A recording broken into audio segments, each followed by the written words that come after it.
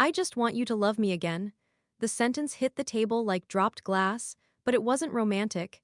It wasn't about reconciliation. It wasn't even about Christine. It was about him, his image, his comfort, his control. Everyone in that moment knew this so-called apology wasn't meant to heal anyone. It was built to redirect. Because when Cody invited Christine and David to sit down, most fans expected awkward tension, maybe a clumsy exchange. But what happened? What happened was worse. What they got was something colder, staged, deliberate. His carefully worded apology hovered in the air like theater smoke, not for resolution but for optics. And if you were paying attention, really paying attention, you could feel it. You could feel the undercurrent pulsing beneath every pause, every well-meaning breath. It wasn't remorse, it was a performance. He didn't invite David so they could parent truly better. He didn't come to extend peace. He came to reclaim power. David's presence made that obvious. The opening felt more like a job interview than a reconciliation. The first thing Cody zeroed in on, not Truly's well-being, not the emotional security of his daughter now living under a new roof. No, what he wanted to discuss, urgently, was how David had formed opinions about him without knowing him. That was the grievance. That was the priority. Not the child, not the healing. And the way he said it, shaking, puffing up his chest while his hands subtly clenched the air, it didn't sound like someone trying to make peace. It sounded like someone pushing down resentment, someone about to boil over. He almost couldn't sit still. You could see the fury trying to climb out from behind his polite tone, the kind that doesn't soothe, it threatens. That table wasn't set for closure. It was a stage for Cody's self-importance. And the deeper he talked, the clearer it became. The goal was not harmony. It was to rewrite himself as the noble peacemaker. The man forming emotional bridges, when all he'd built for years was distance and walls. He didn't even try to hide it. Because when her happiness with David came up, he couldn't resist slipping in a subtle jab that the new love wouldn't even exist if it weren't for the divorce. It came with that smug tone, the quiet, self-satisfied way of saying, "You're welcome," even while watching the wreckage behind him. In his mind, her moving on is still somehow about him. Like her joy is connected to the pain he caused, which means it must circle back to him anyway. It's ego dressed up in fake grace. Right around this point, the air in the room starts to shift, not on the surface, but underneath. David saw it, Christine saw it, viewers saw it, because while Cody pushed his narrative, David didn't get pulled into it. He didn't meet drama with drama. He didn't yell or posture or try to win the moment. He did something more powerful. He cut straight to the part Cody refused to say, and if you've been watching this show from the beginning, this line hit like a slam of silence. "Start with the kids." That's what David said, not an attack. Not a snide remark. A truth, simple, clear, devastating. Because while Cody fought for his pride, while he tried to repair his reputation through soft storytelling, someone at that table remembered who had actually been hurt. And it wasn't the man with the camera crew. You could feel Christine catch her breath. Her face went still. Viewers leaned closer, not because it was explosive, but because it was finally honest. Think about that for a second. In an entire scene meant to address the aftermath of a shattered marriage, shared children, and years of tension, the first pure moment wasn't about compassion from a father. It was a reminder from a man who didn't create the mess, but stepped into it. With patience, with calm, with clarity, and still, Cody missed it. He didn't stop, didn't reflect. His reply floated past the point, moving swiftly back to how everything affected him. It circled ego like a drain. You could hear the defensiveness tighten again. That breath he always takes when he's waiting for someone to validate him, it's loud now. That heavy inhale like he's bracing the room to give him something he's already decided he deserves. Christine, meanwhile, stayed poised, but there was something in her eyes. Maybe it was exhaustion. Maybe it was disbelief. Maybe it was the quiet wisdom of knowing when a conversation wasn't about healing at all, but about survival. The whole room felt it. Everyone watching felt it. And that's where it cracked. Because here's where the truth lands like a weight. He wasn't trying to protect Truly, not in that moment, not in the months before, not during the divorce. Parenting, in his words, only came up when it could be wielded, when it could win a conversation. The second it threatened his control, he pivoted. This wasn't about becoming a better co-parent. This was about being seen as a better man. This was about fixing the image, not the damage. And if you look closely enough, you'll see it wasn't an apology tour. It was a reclamation tour. One wife left, another pulled away, a third stopped pretending. And now he's scrambling to crawl back not through honesty, but through optics. But there's something haunting about this scene that sticks with you, something that doesn't fade after the credits roll. It's the way silence hung in the air after David reminded him of the kids. It's how no one challenged it. Not because they agreed, but because pushing him further would have triggered the obvious. Anger, denial, deflection, and that says everything. Because when simple truth sounds like sabotage, something in the structure is already collapsing. And they all knew it. But what came next made thousands of viewers stop what they were doing and rewind. At first, it looked like Robyn was just trying to fit in. Quiet, soft-spoken, always on the verge of tears, always insisting she wanted sisterhood. That was the narrative the show wrapped around her. The fourth wife, walking into a complicated family, holding her kids close, trying not to rock the boat. But over time, something started to feel different. Not loud, not obvious, but off. One by one, viewers began noticing what wasn't there. Where was the sisterhood she claimed to want so badly? Where were the shared holidays? Where were the gestures that said, "You're one of us"? Because for someone who said she wasn't replacing anyone, everything around her started shifting like she was being installed at the center. And no one was allowed to say it out loud. Christine noticed it first. Not with anger, but sadness. This wasn't about Robyn being new or Robyn being misunderstood. This was about Robyn becoming the priority. Slowly, calmly, strategically. Until the rest of the family felt like side stories in their own lives. Over the years, those of us watching paid close attention because something kept changing. We weren't just seeing less of Mary, Janelle, and Christine. We were seeing less of the relationships they once shared with him, less teamwork, less respect, less intimacy, and yet somehow more control. And here's what finally hit people. The jealousy Robyn always brought up, saying the other wives struggled with envy, implying isolation was forced on her. It started sounding backwards. Because everything about the structure pointed toward Robyn receiving more, not less. She wasn't left out, she was insulated. She had the biggest house, the closest presence, the only legal marriage. And when the calls came, when the wives begged for time and clarity, his answers were always filtered through her. Even when she wasn't speaking, she was directing. That's what finally broke the illusion. That moment when Christine packed her things, walked out of the marriage and moved on with someone who didn't need command over her joy, that was the moment the mask slipped. Because instead of grief or reflection, he rushed to explain how Robyn was hurting. As if that heartbreak mattered more than the years Christine spent being emotionally marginalized. This shift in focus spoke volumes. When Christine left, the message wasn't "we failed." It was "you left Robyn behind." Every loss was reframed through her experience. And yet, nowhere along the timeline did we see a serious effort from Robyn to build with the other women. She organized moments, she hosted dinners, but sisterhood never grew. That was the first red flag. People don't base family on decorated cookies, they build it by showing up in the hard parts. The longer the show went on, the more clear it became. This wasn't a slow disconnection, it was a gradual removal, not chaos, planning.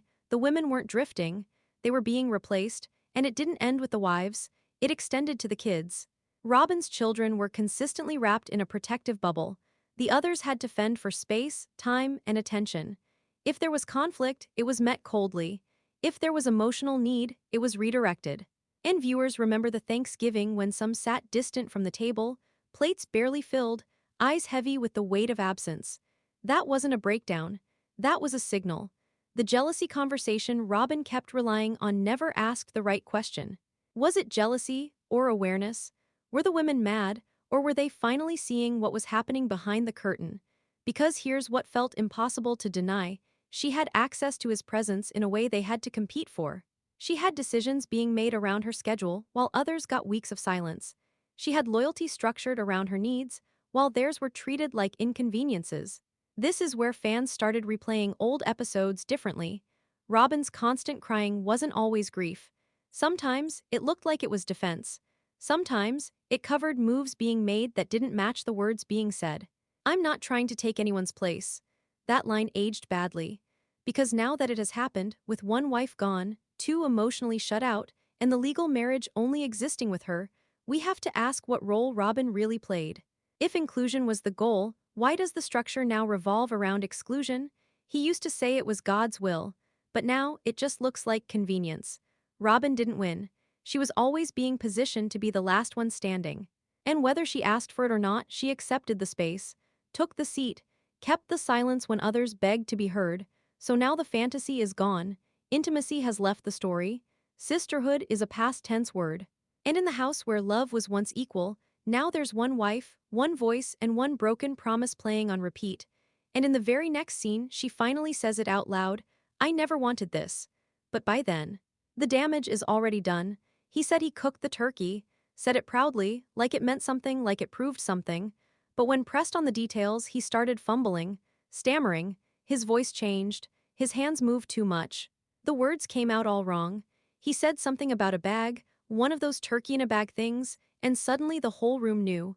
This wasn't about cooking. This wasn't even about Thanksgiving. This was about pride. The moment wasn't flashy. It didn't have fireworks, or tears, or yelling. But somehow, it told the entire story in less than 60 seconds. Because with one sentence, you could see how badly he needed people to believe he had value left to offer. Real, tangible worth. And in that kitchen, on that day, it came in the form of a turkey he most likely didn't even cook. The irony is heavy. For a man who used to lead a household of more than 20 people, the centerpiece of his big family comeback story is reheating a store-bought meal and convincing people it counts. And what made this moment cut so deeply for fans was the timing. Because in Christine's book, she included a simple line that hit like a punch. David cooked the turkey. My girls loved it. He's a good cook. That was all it took. So now, here he is, months later, on camera, talking about how great his turkey is. A sudden declaration of kitchen expertise we've never seen before. The logic is paper-thin, the motivation is loud. But here's where the mood shifted from awkward to unsettling. Because it wasn't enough to claim he made the meal. He needed it to matter. He needed the performance to land. Yet the more he pushed the narrative, the more people started paying attention to what's never matched the words. The person saying he's now the turkey guy also used to say Robyn cooked the only bird he liked. He made that contrast public too, right on camera, right to the other wives. And back then, it didn't feel like a compliment. It felt like a dig, a symbolic way to assign value. To make sure Robyn's role stayed separate, elevated, protected. Suddenly, showing off for holidays isn't about family tradition. It's about being seen as useful, as indispensable, as still needed. There's nothing wrong with cooking a turkey. There's nothing wrong with showing up in the kitchen. But when the purpose shifts from sharing joy to proving relevance, it stops being heartwarming. It becomes sad. This is where viewers started asking the harder questions. Why does validation from other men seem to matter to him more than consistency with his children? Why does someone else's skill in Christine's new home trigger a public display of turkey bravado? Why does the praise he wanted from his family now get redirected toward optics and overcompensation? And let's talk about the table.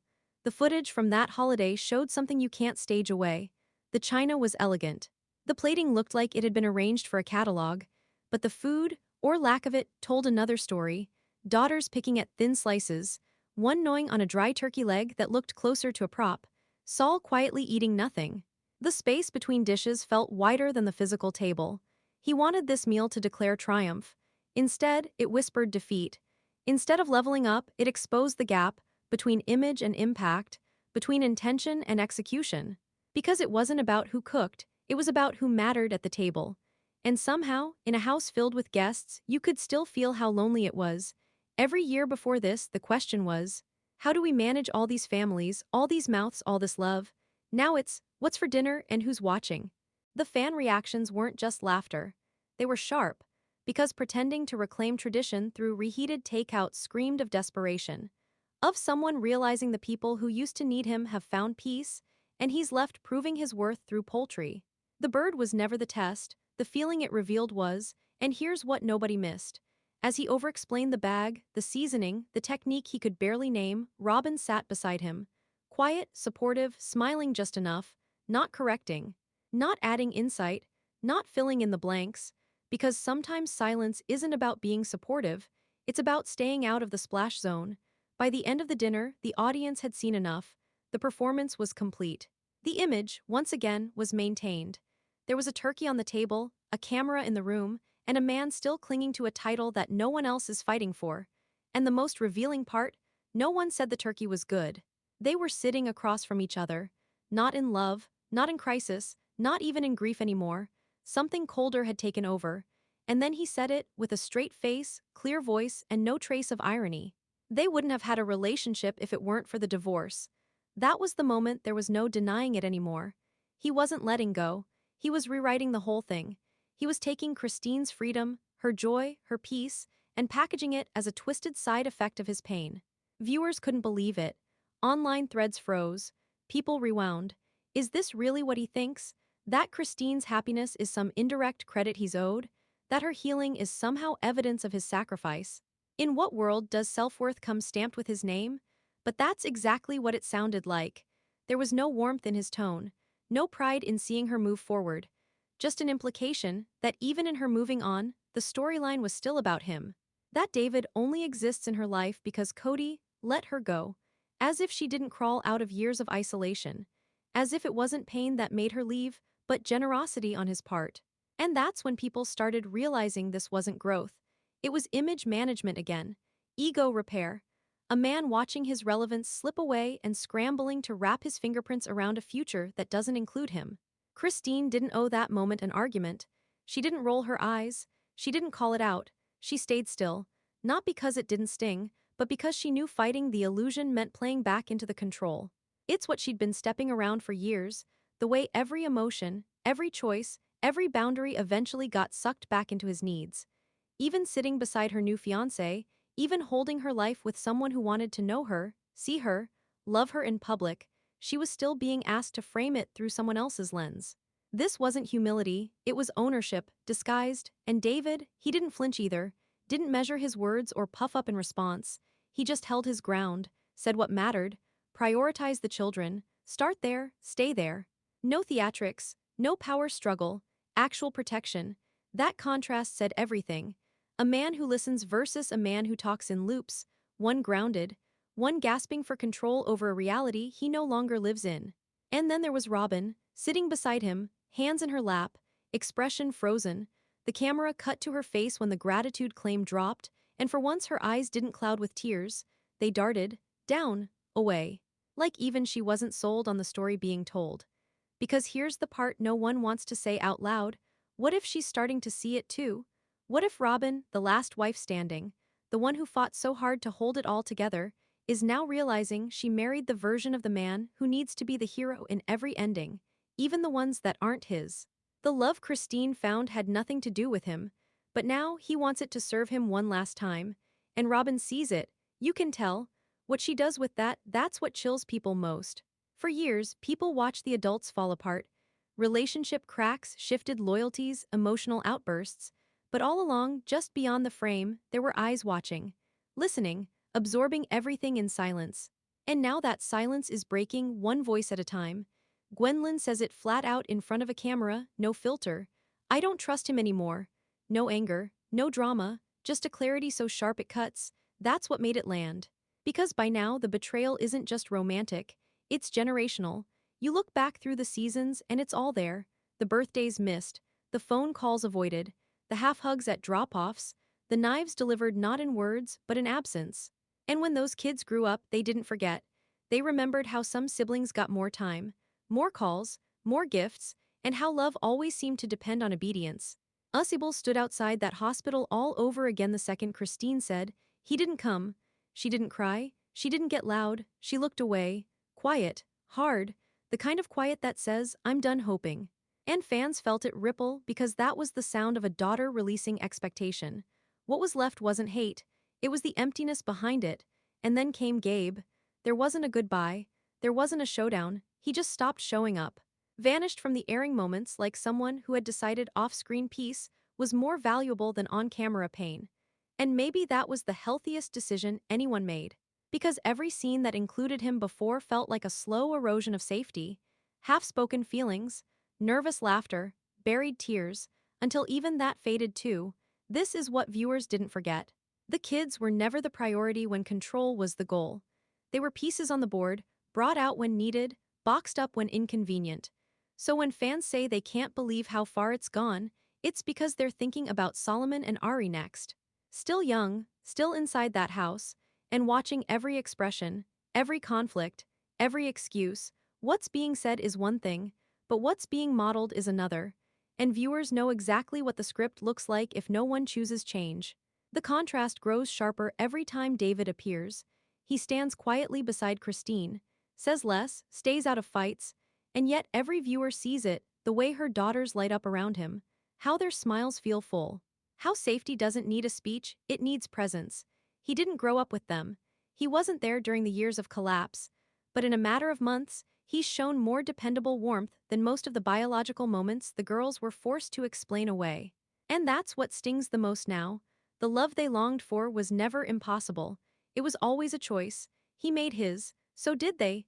The camera panned across the table like it was introducing a banquet. Layered tablecloths, glimmering chargers, patterned china trimmed in gold. Everything arranged perfectly, like it belonged in a holiday catalog. But then you looked closer. The plates weren't full. The food didn't steam. And the kids weren't smiling. One turkey sat stiff in the center, gravy thin as water, side dishes scattered without care. There were seats but not presents, silverware but no warmth. The whole room looked more like a stage set than a family gathering. And you could feel it, the silence lying heavy in the corners. Robyn's holiday planning had always been about creating an experience. Trees perfectly dressed, candles placed with intention, dish sets changed by the season. But this particular dinner didn't feel special. It felt uncomfortable. Between every plate there was space, not just physical but emotional. The girls picked at their food like they were actors in a scene no one rehearsed for. One daughter gnawed on a turkey leg that looked almost plastic. No one passed anything. No one reached across the table. No one toasted. It's like everyone was afraid to be the first to say the truth out loud. This wasn't a meal made with love, it was one made under pressure. And that's the part viewers couldn't ignore. You can pour gravy into fine porcelain, but it can't fix what's missing. You can load the table with crystal bowls and tiered trays, but if the people around you are holding discomfort instead of joy, it all turns into noise. The deeper you look into that scene, the sadder it gets. Because what was all this for? For cameras? For control? For proving that what remained still looked beautiful, even if it no longer felt like family. Christine used to describe holiday chaos with her girls running around. Everyone piled into the kitchen, laughter rising over burning rolls and forgotten desserts.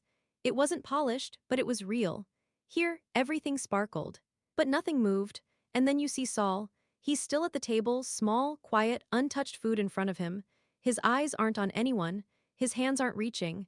He's not chewing, he's simply there, like part of the decor. He doesn't complain, doesn't speak, but the stillness says enough. You can't fake comfort with plates and place cards. Children don't stay quiet when they feel safe. He wasn't hungry for food, he was hungry for a mood that never arrived. And it wasn't lost on viewers. The contrast was too loud to ignore. This wasn't about whether Robyn made the right casserole. It was about trying to build a whole family aesthetic with no foundation to hold it up. That kitchen had every tool, every pan, every sparkling bowl. Some fans even paused the episode to count the china patterns, more than most families collect in a lifetime. And yet somehow nobody seemed full. Because you can fill a house with dishes, but you can't plate connection. And by the time the dinner ends, the cleaning doesn't feel like wrapping up a celebration. It feels like packing up a scene, a performance. One more round of "look how together we are," when every glance around that table tells a different story entirely. Saul sits there quietly, food untouched, surrounded by everything, feeling nothing. She was told she was given an equal house. You know, same number of bathrooms, same square footage, same promise of fairness. But what wasn't said out loud was that she paid for it. Not gifted, not supported. She bought her own equality, and the moment you see that clearly, the whole system starts to shift out of focus. The illusion was strong for a while. Each wife had a key. Each home was explained as equal, but it never felt equal. Not in energy, not in support, and definitely not in money. You could see it in the way decisions were made. One household had access, the others had explanations to give. And Mary's house, the one she was allowed to purchase with her own money, became a symbol. A quiet reminder that contribution didn't come with guarantees, it came with conditions. To live in a plural marriage where one wife has one child, another has six, and still another is legally tied into everything, you'd expect some kind of fair structure. Per-child budgeting, separate adult allowances, a plan. But what existed instead was chaos dressed up as community.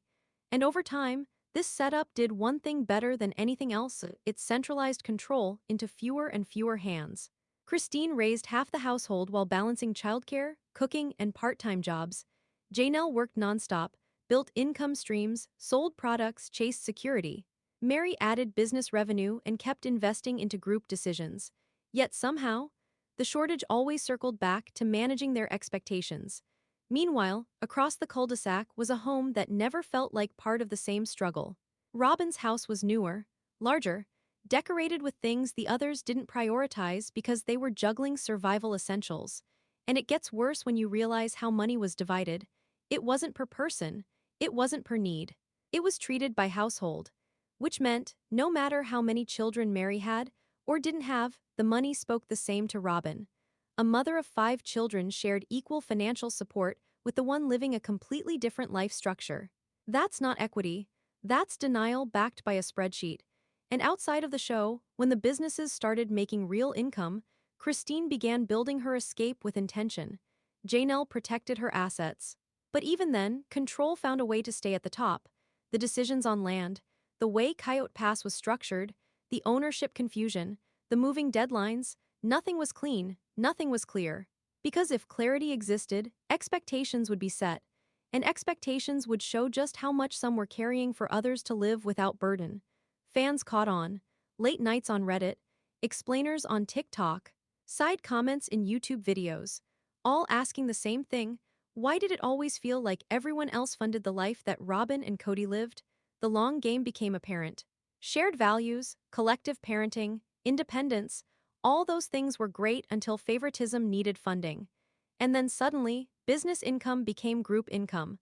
Personal investments became group conversations. Privacy became suspicious. Boundaries became burdens. Mary didn't ask for money. She made it. She didn't complain. But when the reality of her situation became obvious, everyone watching felt it. She had been used for the image of unity, while contribution flowed one way. The house wasn't a gift, it was purchased loyalty, purchased silence, purchased appearances, but silence doesn't balance ledgers, and now fans are looking closer. The numbers that once felt hidden are beginning to speak. And the math at the heart of this family never made sense. It protected the privileged and left the rest doing calculations in the dark. She said the words softly, almost like she didn't want to hear them herself. Maybe there's still hope. And right then, you could almost hear the entire audience groan. The forums lit up. The TikToks started breaking it down frame by frame. And fans everywhere rubbed their faces and whispered the same thing: why Janelle? Because for a minute she was the strong one, the clear one, the one who didn't play power games or cry for the camera. She was the woman who said, "I choose me," the one who stood her ground when respect dried up, who looked a man she once trusted in the eye and told him she was done spinning her wheels for someone who wouldn't meet her halfway. But love, even dead love, whispers sometimes. And it's not always because of romance. Sometimes it's memory. Sometimes it's grief. Most of the time, it's the need to believe that everything you built wasn't wasted. That something salvageable still lives in all the years you didn't run. Janelle had spent most of her adult life pushing forward through obligation, through finances, through survival, through blending a family that was always unevenly weighted. And when she finally stepped back, when she finally got to breathe without being interrupted by shifting expectations, she rediscovered her voice. Her power, but power can be a quiet thing, and quiet things get drowned when someone like him turns on the charm. Cody sat there with big, earnest eyes. He called her the person he feels safest with, not the woman I wronged, not the partner I took for granted. No apology. No step toward real accountability, just comfort seeking. He missed the version of Janelle that lifted him, steadied him, made his image look stronger, because Robyn doesn't bring that grounding. And this wasn't about love returning. This was about the loss of control slipping too far. To some, it might have sounded sweet, safe, soft, but for others, especially people who have survived manipulation, it was a warning bell. Because when someone calls you their safe space after seasons of abandoning you emotionally, they're not giving you anything. They're taking again. And it worked, at least for a second.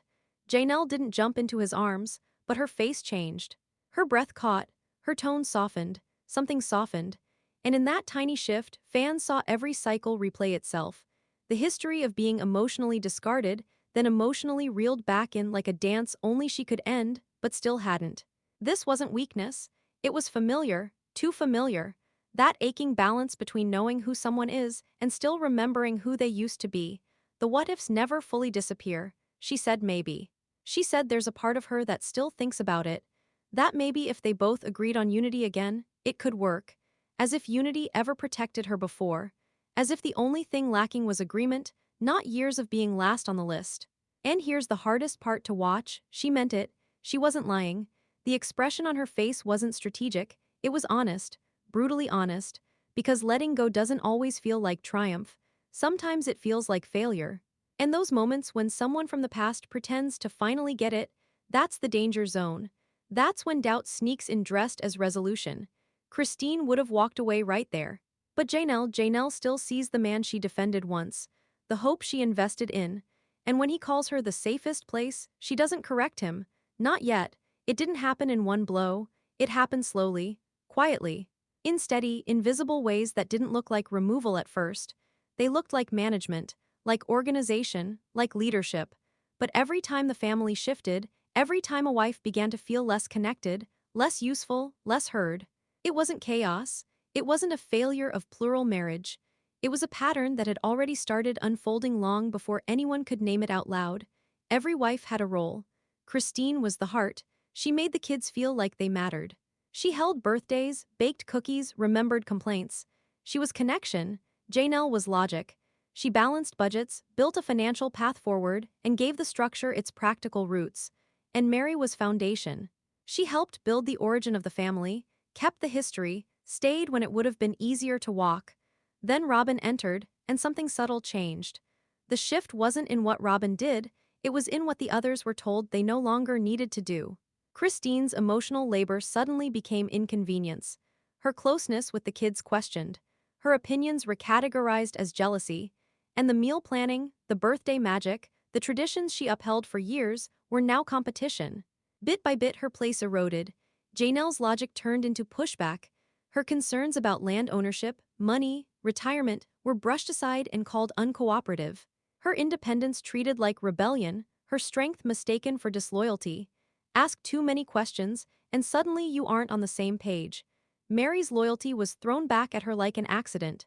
Where once she was trusted with holiday planning, trips, and decor, now she was simply tolerated.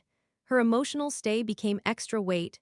And her past heartbreak, the one they all once rallied around, turned into a stain they couldn't stop referencing.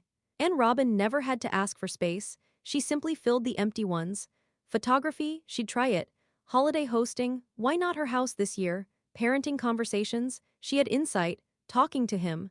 She understood his language better than anyone.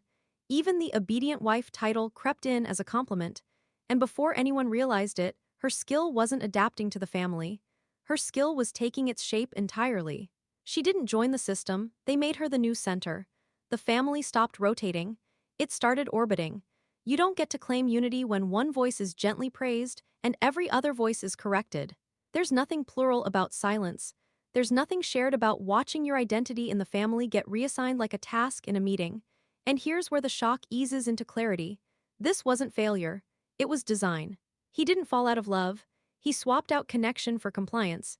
He chose the wife who agreed with him most, and then set about making the others less necessary, with small cuts no one could trace back cleanly. Fans don't believe this fell apart tragically. They've started to believe it was steered, navigated, stepped out like choreography, and the emotion that disappears fastest in all of it is tenderness. You see it clearly the second Christine walks out, not angry, not reactive, just choosing herself, her children, her time, and when she does, something else leaves with her. The warmth, the balance, the meaning. What's left behind isn't plural marriage, it's the illusion of it. This wasn't an accident. It wasn't a marriage gone wrong or four lives unraveling out of nowhere. This wasn't spontaneous. What we watched over 15 years wasn't a family crumbling under stress. It was a structure failing the way structures do, when too much weight rests on the backs of those asked to carry everything and control nothing.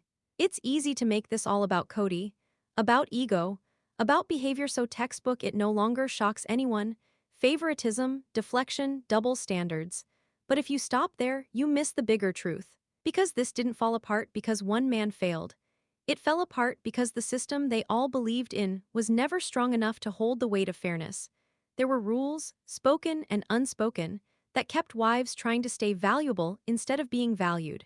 That told women to accept crumbs so long as the table looked full. A system where the man stands in the center and is called the provider, while the women build businesses, raise 18 children, clean every home, plan every birthday, and make every sacrifice, just to be ranked afterward based on loyalty and obedience. This wasn't faith. It was imbalance with a moral label stamped on top. And what made it dangerous, what turned this from a complicated family into emotional wreckage, is that the system rewarded silence. Every time a wife questioned the setup, she was called jealous. Every time she asked about equity, she was told to be patient. When she asked for her children to be prioritized, she was redirected, told it wasn't personal, told to choose unity over resentment. But unity wasn't real if peace only existed when one person always got their way. Christine said it, and she waited years before saying it out loud. She felt like a basement wife.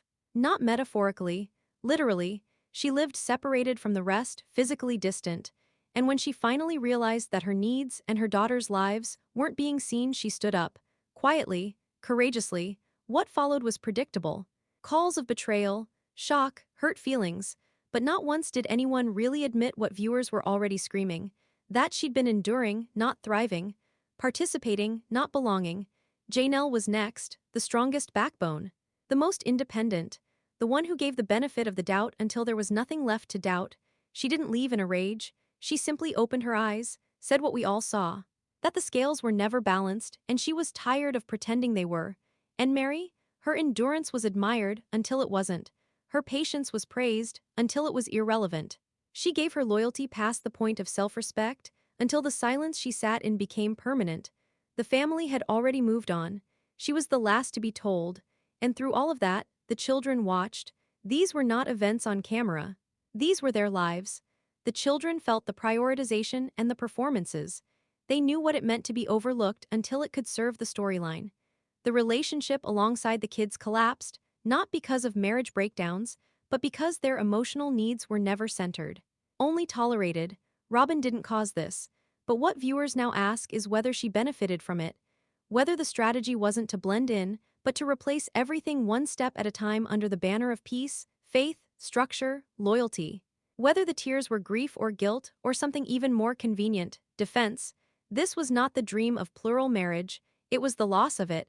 And now, only two people sit in the house. Surrounded by the plastic remnants of a holiday no one came back for, dishes still polished, rooms still perfect, children grown and gone, wives walked away, house full, hearts half empty. This wasn't about jealousy, it was about control. So let me ask you the real question. Do you believe the jealousy was ever real, or was this always about power? Preserved in silence, presented as love? Let's talk about it below.